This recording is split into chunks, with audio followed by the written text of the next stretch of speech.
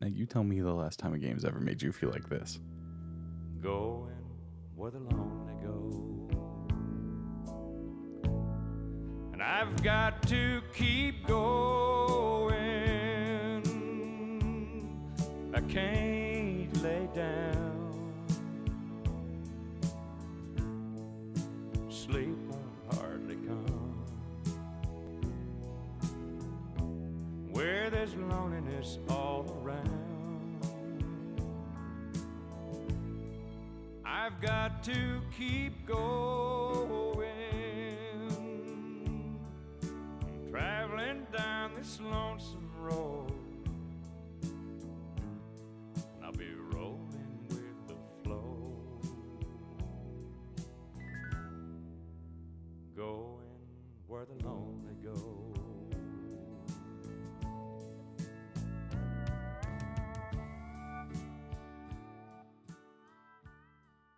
I bet you it's been a while, huh?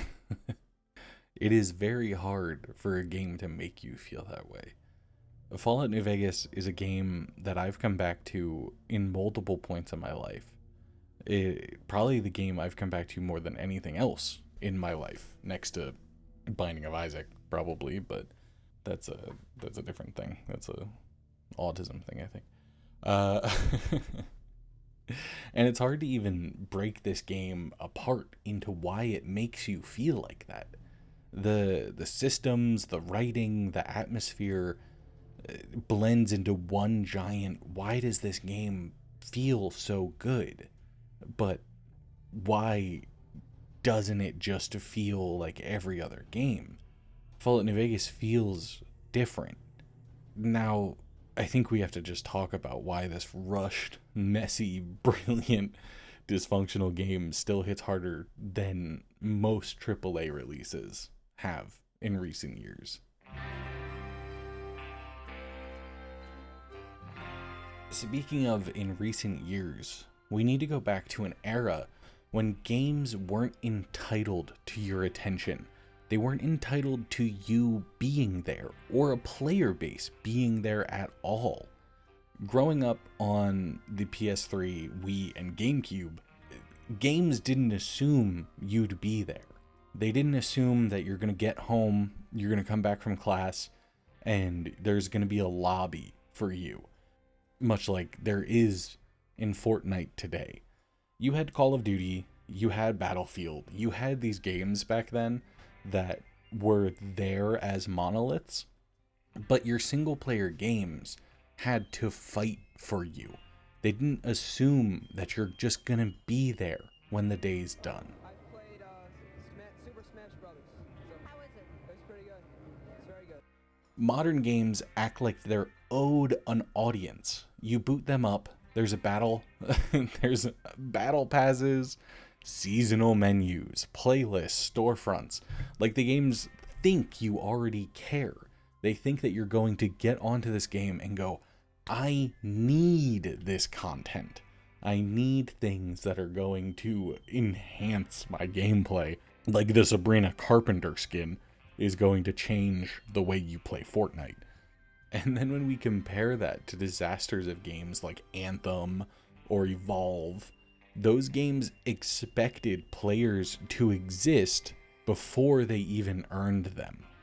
They had this enormous backing and this amount of money that was dumped into these games before they even knew what they were going to be. New Vegas?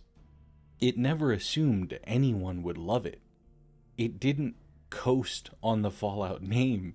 It had something to prove.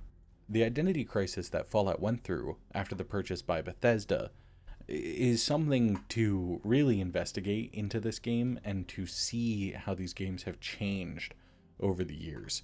Fallout 1 and 2 were cult classics, the nerd RPGs. People respected it and it was critically acclaimed, but they didn't sell like crazy. Comparing those to Fallout 3 and 4 is kind of unfair. They're different genres, different visions. But, let's be honest, Bethesda's Fallout lost something. Fallout 3's karma system was shallow. and its big choices felt like theme park attractions. Like, oh, do you want to blow up a city today? It's insane. It was so ungrounded in reality, and Fallout 4 simplified RPG stats to the point where every build was shoot better gun, do more damage. It was so insane how they lost the groundedness of Fallout. New Vegas, even with its tiny development window, somehow restored that deep role-playing spirit better than either of these games ever have, and better than Fallout 4, 76, or 3 could ever dream to do. Your build matters. Your choices matter. Dialogue checks are everywhere. Skill checks are everywhere. Knowledge checks are everywhere. Having previous knowledge on a mission means you can come in and complete it in different ways. This is something that we didn't get to see in Fallout 3, we didn't see in Fallout 4, and by God did we not see it in Fallout 76. That's a whole nother topic. I could probably make an entire video about Fallout 76 and how disappointing of a Fallout game it is, and we might get to that. That might come out eventually, actually. But besides that, the world reacts to you because Obsidian actually remembered that Fallout was once an RPG. And while also speaking about the development window that they had, another topic that I would really like to discuss is rushed art, and why New Vegas works when it shouldn't.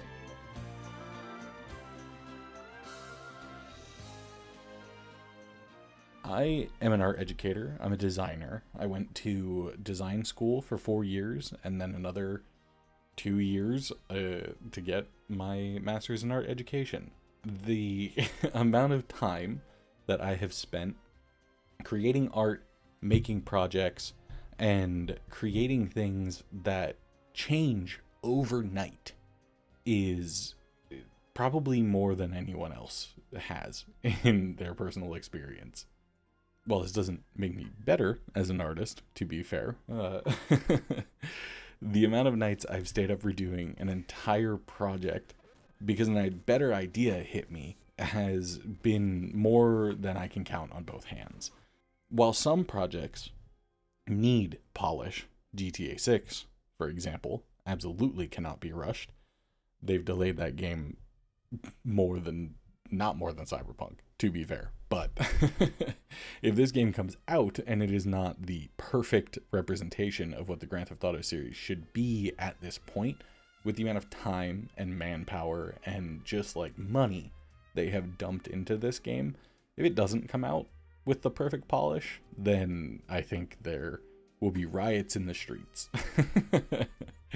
Cyberpunk 2077 is the textbook example of how ambition plus rushing can be disastrous, but also how continued passion can fix a broken game, just like Fallout New Vegas. The way that they continued to work on this game and continued to belabor the points that they were trying to hit when this game launched was magical, honestly. Inspirational, even, to see the way that the developers continued with patch after patch and update and DLC was something amazing. They didn't have time, but they had a vision, and they really were going to see it to the very bitter end. Even afterwards, the lead developer making a mod for the stuff that got left on the cutting room floor is amazing. It's spectacular. It's it's all inspiring.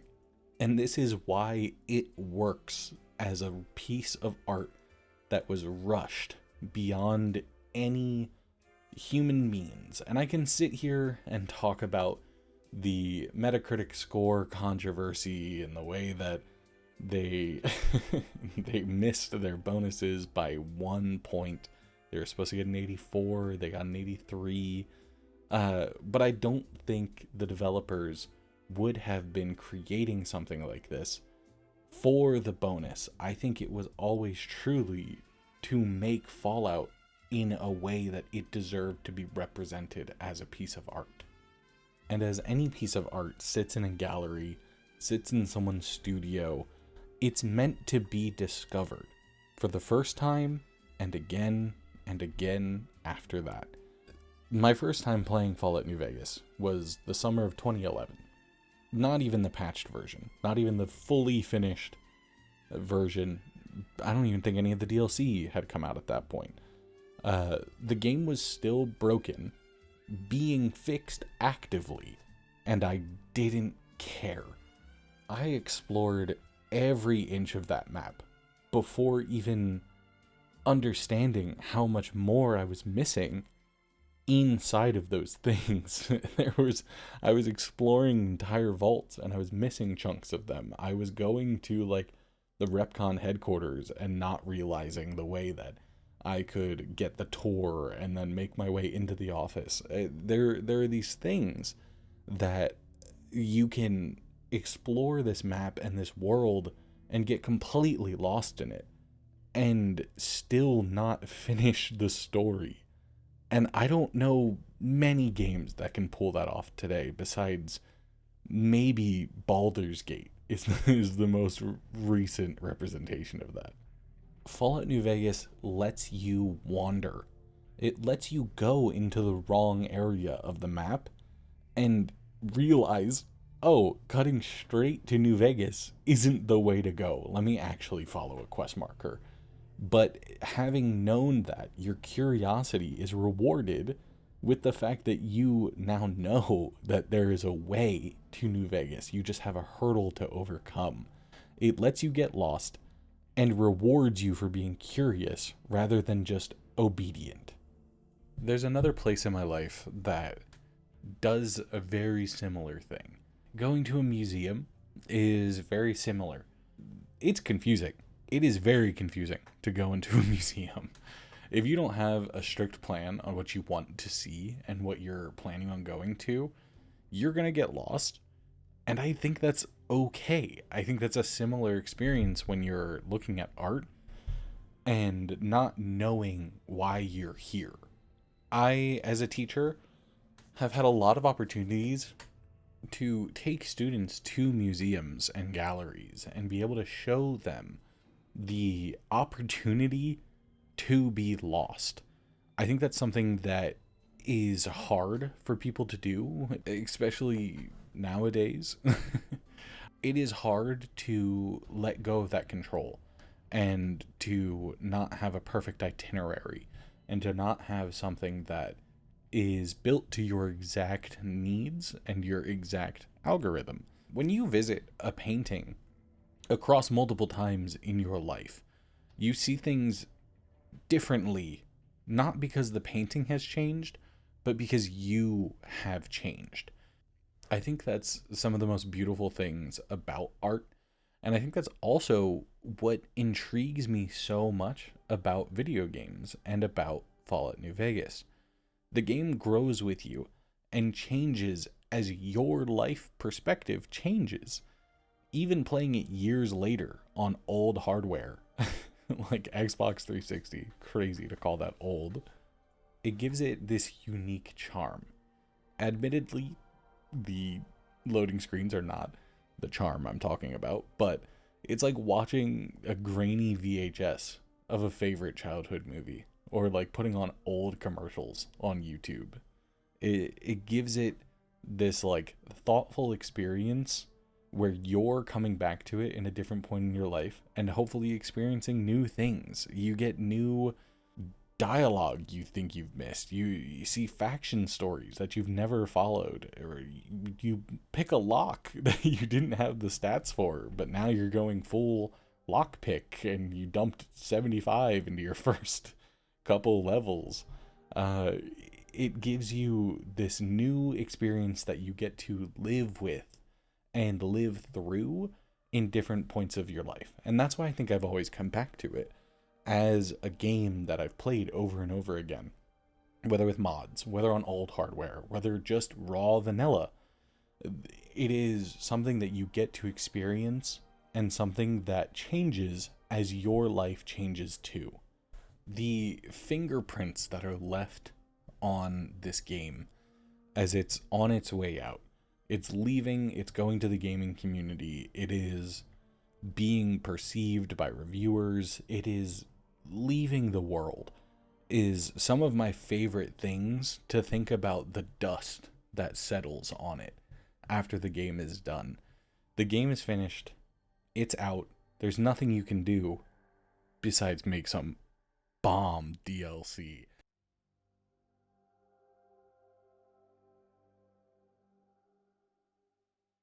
Make some insane DLC that we've never seen in video games before. Fallout DLC is a storybook in each experience. It is well crafted, well written. It's like a pulp fiction novel in each one. Dead Money, your obsession with this place, the ability to let go, the greed and the all-consuming hatred of yourself, and if not the people around you that don't see your avarice as something that is admirable, is amazing. It's so good. I know people talk shit about this DLC all the time, but Dead Money will always be in the top of my book. Honest Hearts, a beautiful representation of the colonization and moral complexity of man, the duality of someone who was seen as this like warmonger, this brutal person that falls to his same ways when he's pushed out of his own home again. Seeing these people that are going to lose their land, that have already lost so much from the war, that he feels the need to protect them. It's beautiful, and the stories that are written within it are even better. Like the survivor stories, if I'm not even gonna spoil that, if you haven't experienced that yet, you need to go find those logs on those computers, and you need to explore Honest Hearts. It is one of the best pieces of fiction ever written, I believe. Old World Blues being as funny as it is and as sad as it is at the same time, knowing that these people are trapped here and they think that they are here for the betterment of humanity, but you know that letting them out into the wasteland would be the most detrimental thing. There's even the ending screen about it that talks about how they experimented on people and the gas cloud and everything in the wasteland. Like there's such deep consequences to these DLCs that the comedy kind of overrides a lot of the darkness that you get in here. The stealth suit, the Boros, and the fucking doctor talking about his dog. It's so good. It has like that perfect blend of like campy science humor mixed in with that Fallout intrigue to make you want to explore every inch of it. Old World Blues, I know I keep saying this, is a top contender of DLC of all time.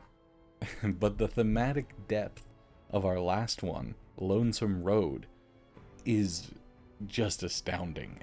A conversation about ideology between two people who have never even met, making judgments off of each other, basing their biases and how they want to interact with this person based around fully hearsay and their previous actions as people, and then turning and working with them or betraying them is amazing. The lead up to it and the why of it all is the best payoff of any DLC or video game. I think it is up there with Andrew Ryan and the big reveal in BioShock, which we are going to get to that game because that has stuck with me as well. The interaction with you and Ulysses at the end, and you being able to decide whether the nuclear weapons are going to one camp both camps or neither, and you have to sacrifice Edie at the same time. The thematic depth and the payoff of that DLC is some of which we've never seen and probably won't see again. And then, while not DLC, but the cherry on top of this game, the modding, and Josh Sawyer continuing to update his personal mods years after release. Just basically an extended love letter to the game that he never got to finish. This piece of art that was put into a gallery. It was seen by thousands, if not hundreds or tens of thousands. It is this perfect kind of finishing cap that he got to put on this game that I'm sure he would have sat and toiled over for as long as he possibly could have if he was allowed to. But with the restrictions that were put onto him, you barely see this human aspect of game development nowadays. It's done and on to the next project. But Josh Sawyer, years after this game's done, he still had to put that little touch of what he wanted this game to be. And I think that's beautiful. I think that is so hard to let art go and to let art just be what it is and let people perceive it in a way, but then to still come back to it and be like, well, I could do this better. I could keep doing this. And I want to.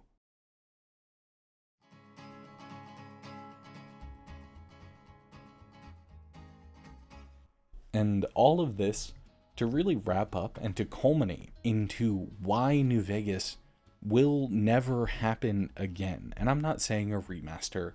I'm not saying New Vegas 2 doesn't come out, or the Fallout TV show gets such good ratings in the New Vegas season that they're like, I think we need to reawaken this, and they put it into Fallout 76. God forbid they do that. I will lose my mind if Fallout New Vegas ends out in Fallout 76. That would be so disappointing. But all in all, today's industry does not allow games like this to happen anymore. I think Expedition 33, I think Baldur's Gate, I think those are labors of love by industries and studios that would create something, but they had the polish, they had the ability and the time and energy to be able to put in the work. But everything has a huge budget, high stakes, studio owned, investor driven. It is all, how can we get the most return out of this game? No company is going to give a team 18 months and say, make whatever you think Fallout should be. That's what Obsidian got. And I don't think we're going to get that again. Studios don't want risk. Publishers don't want nuance. Writing teams don't get the freedom that Obsidian had. New Vegas is one of the last authored open world RPGs. Not designed by committee, not play tested into blandness, not perfectly giving you the arrow that points you straight to the thing right above your head. It gives you a perfect pathway to it. It had you explore. It had you try. And sadly, I don't think that's a game we're going to see again. So, in conclusion, yes, you can rush art. But New Vegas shouldn't have been rushed. And yet, it survived. It survived the rush and became something incredible anyways. It was flawed, buggy, weird, messy, and completely unforgettable. It's a piece of art made by people who cared more about storytelling than bonuses or deadlines. And that's why nothing feels like Fallout New Vegas. Not then, not now, and maybe not ever again. Thanks for watching. And the ranger's aim was deadly with the big iron on his hip. Big iron on his hip. It was over in a moment and the folks had gathered round. There before them lay the body of the outlaw.